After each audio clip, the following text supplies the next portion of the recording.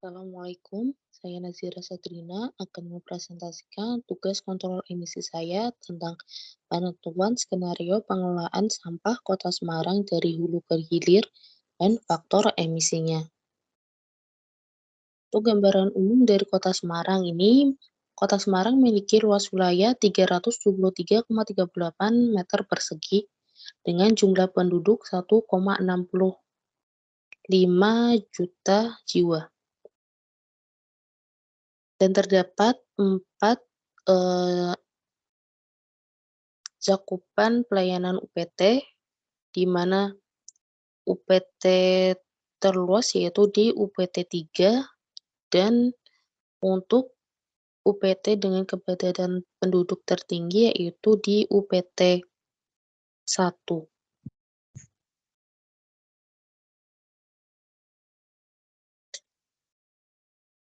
Jumlah timbulan sampah Kota Semarang pada tahun 2019 yaitu sebesar 1.276,74 ton per hari.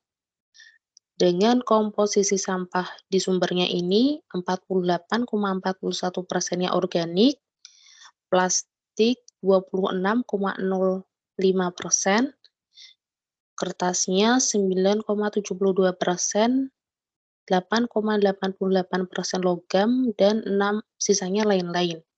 Kemudian komposisi sampah di TPA Jatibarang 62% organik, 16% plastik, 10% kertas, 2% kain, 1% kaca, dan 9% lain-lain.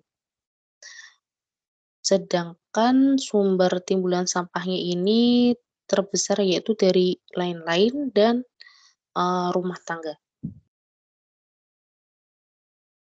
Untuk pengangkutan sampah dari rute sumber ke TPS, alat angkut yang digunakan yaitu gerobak motor dengan jenis bahan bakar bensin, konsumsi 0,29 liter per hari.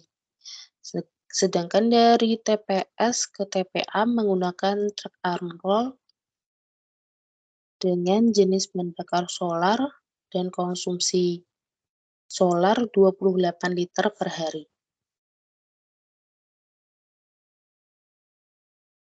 Berikut adalah skenario 1 atau kondisi existing persampahan di Kota Semarang, di mana terdapat recycling dari bank sampah,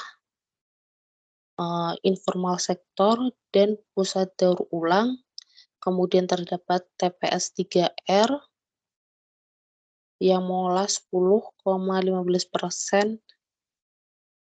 sampah dari sumber melalui composting, reuse, dan recycling.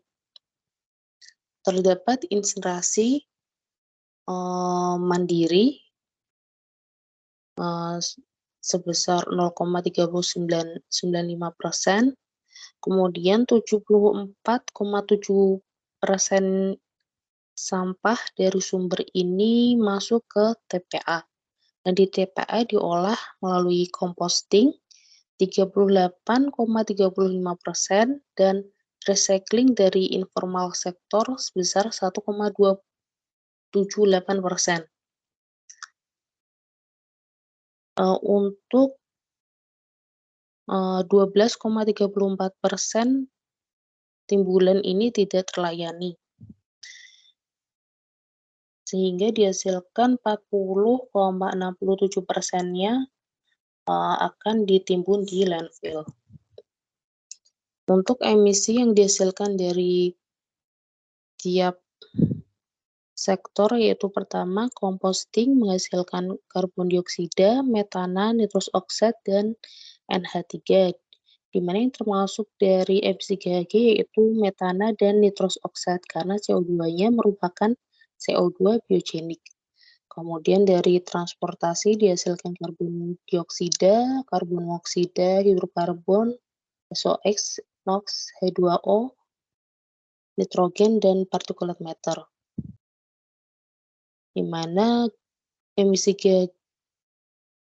GHG-nya yaitu dari karbon dioksida hasil pembakaran bahan bakar. Terus dari insinerasi dihasilkan karbon dioksida, karbon monoksida, HCl, HF, SOx, NOx, nitrous oxide, particulate matter, logam berat, dioksin, dan furan. Dan emisi GHG-nya yaitu dari karbon dioksida dan nitrous oxide.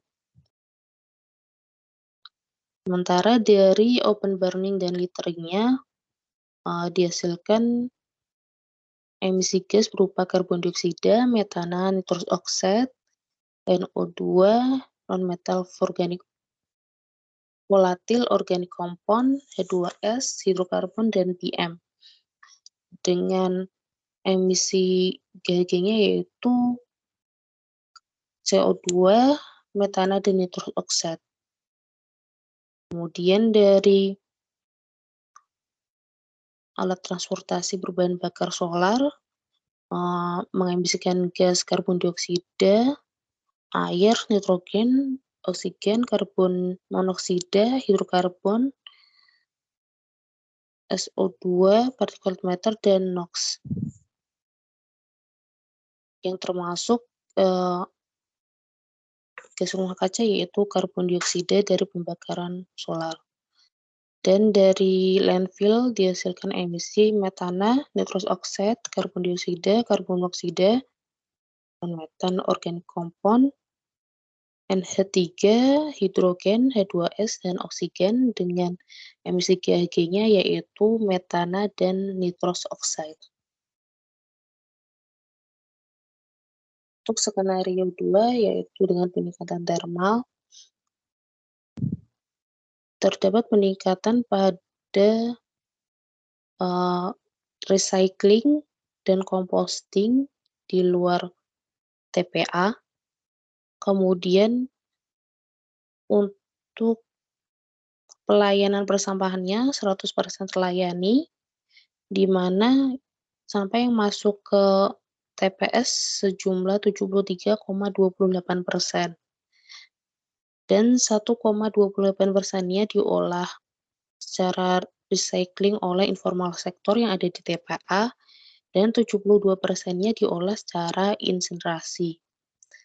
Sehingga dihasilkan 19,95% sampah yang harus di landfill. Kemudian untuk pengolahan secara biologis pada skenario 3 ini melalui anaerobic digester pada TPA, di mana ia mengolah 41,41% dari sampah organik yang masuk ke TPA. Dan terdapat peningkatan recycling rate-nya menjadi 5%, sehingga 40,7% sampah ditimbun di landfill. Di mana di sini anaerobic digester ini mengemisikan TOC, non-metal volatile organic compound, karbon dioksida, metana, NH3, nitrous oxide, hidrogen, nitrogen, H2S, dan air.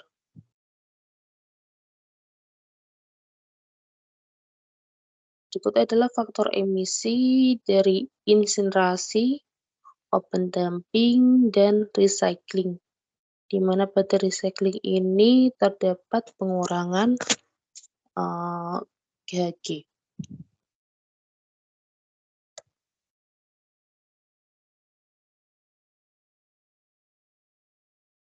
Sedangkan ini untuk composting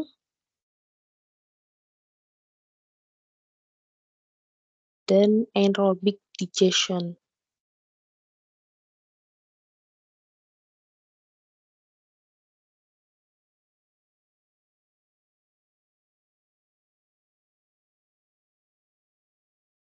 Kemudian faktor emisi dari sektor transportasi berdasarkan jenis bahan bakar dan jenis kendaraannya. kemudian emisi dari landfilling.